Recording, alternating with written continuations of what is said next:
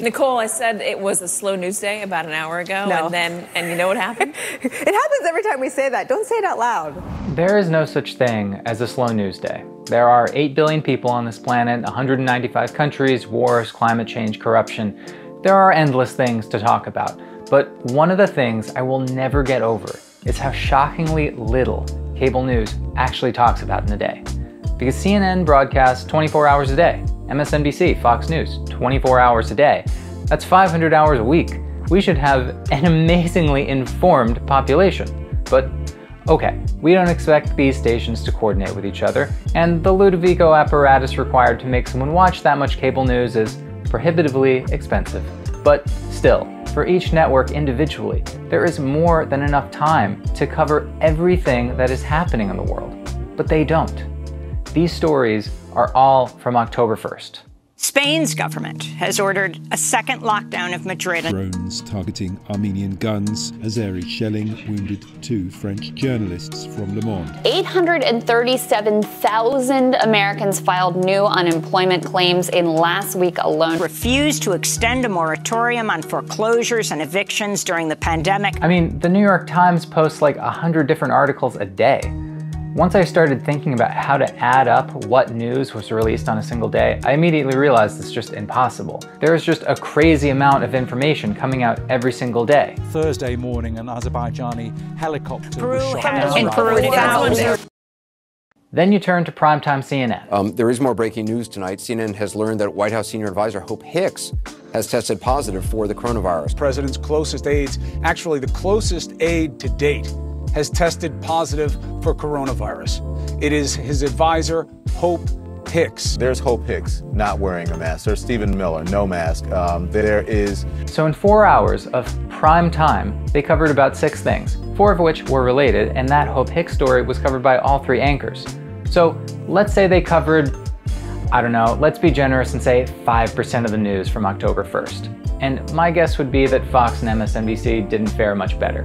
So there are a number of reasons why this is obviously hugely problematic. One, a lot of news gets ignored. Important news that's allowed to get ignored or underreported. Armenia just declared martial law. Dozens of journalists in Belarus have been detained. People who live next to factory farms are still getting sick and they have little recourse. There are just so many things that deserve attention. So the fact that so many stories are ignored by the biggest platforms is just journalistic malpractice. I mean, what else do you call it? The anchors and producers with status and power could cover more varied stories, so the fact that they don't either means that they are cowards or they don't see a problem. Now, I don't know to what extent you can blame individuals, but either way, it's an enormous failure. And it's a failure also because people don't think they're getting only 5% of the news. So we have these news networks that allow you to believe they are premier outlets for journalism, yet they spend 90% of their time covering 5% of what's happening. And if you want to use the argument that that isn't what they do, it's not fair to expect them to cover everything. If a show said, we only talk about Washington, D.C., fine. But that's not the case. These shows are general news programs. If the commercial for CNN was, welcome to CNN, the only source for the trivialities and minutiae that mostly don't affect you, well, that would be one thing. But actually, the commercials are more like this. This is happening right here, right now. Life is dangerous. There are snipers all around. Is that what they want? wearing a mask. There's Hope Hicks not wearing a mask. There's Stephen Miller, no mask. And of course, there's just the responsibility of having massive, massive platforms. 5 million people every night tune in to Sean Hannity.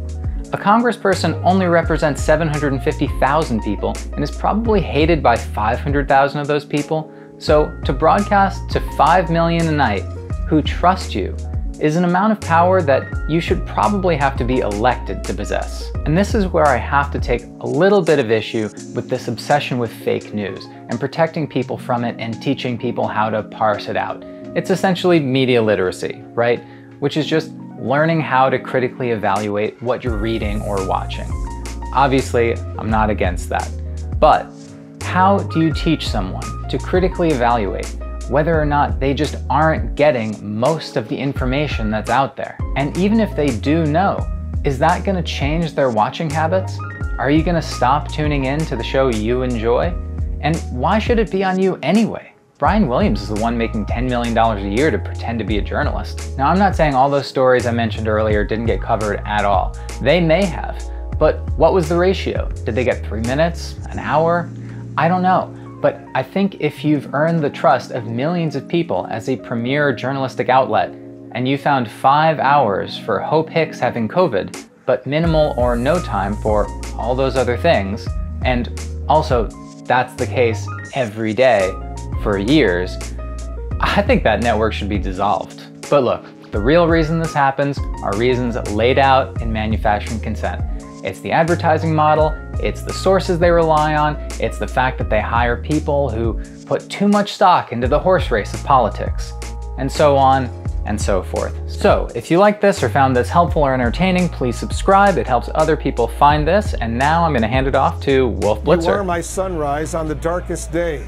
Got me feeling some kind of way.